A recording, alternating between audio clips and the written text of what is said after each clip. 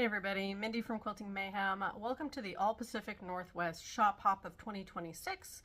We are going to show you how to make our blocks. So this year they're doing these really fun block cards with Shop Hop fabric. This is the Washington fabric that we're using with some Riley Blake coordinates. And I wanted to show you how to put this block together because the pattern card doesn't give you like full written out instructions. So we do have those for you on our website. Go to quiltingmayhem.com.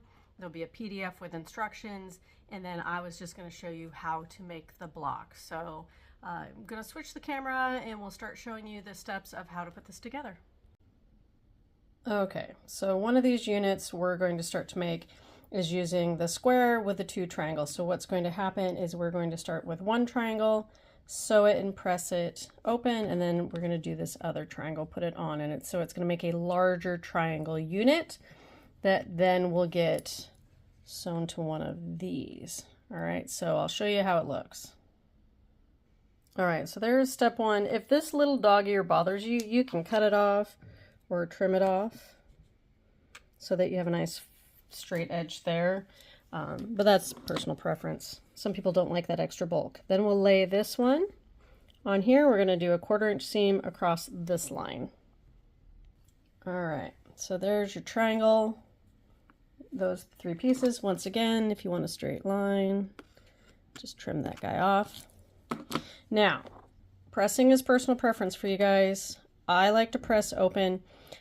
Part of this is that I like that the darker fabric is going towards the darker fabric and the lighter is towards the lighter, so you're not going to see that fabric show through here. And to me, just most of the time it lays nice and flat that way, versus having a little more bulk on the sides, either one way or the other. You're welcome to press one direction if you want, but like I said, personal preference, there's no judging, however you want to do it. So then we're going to take this unit and this unit together, and we're going to do a 1/4 inch down that diagonal. And now it will look like this. And once again, I pressed open, personal preference. Generally, if you are going to press one direction, you do press towards the dark side, just so you don't get the darker parts over here. But like I said, personal preference, mine's nice and flat and open. Okay, you're going to do this 4 times per block. Now I'll show you the next step. All right, so next up is what they call the chisel unit. So you're working with the rectangles and the plaid. Okay, so what's going to happen is the biggest important piece for this pattern is making sure that when you do your diagonals, you're going to go in opposite directions. So I'll show you what it looks like. So first of all, you'll work with either the stripe or the floral. It really doesn't matter which one you start with. Just make sure that when you do your diagonals, as you can see, they'll go opposite. All right, so bare minimum, draw diagonal lines on all your squares if you don't have like a diagonal seam tape. What's nice is these are smaller ones, so if you do have a diagonal seam tape on your machine, you don't necessarily need to draw all the lines, but otherwise grab, you know, like a 4.5 inch creative grid, a friction pen, and just start drawing lines. So I suggest laying them out so you make sure that you have your diagonals going the correct direction. Get those set up. So then what you'll do is take it to the machine. You're going to sew on the line. All right, so then they'll look like this. So directly on the line, or on the diagonal if you're using seam tape. All right, and then you're going to trim a 1/4 inch away from that stitch line. So then they'll look like this. And then you'll press them. Oh, got them flipped. So this will be important. Make sure you have them lined up correctly because you are making a chisel, or kind of a house looking block. You're going to make sure this point up here meets, because as I accidentally laid it out, we don't want to make a red triangle. We actually want kind of the green in the middle with the red on the corners. So once it is sewn,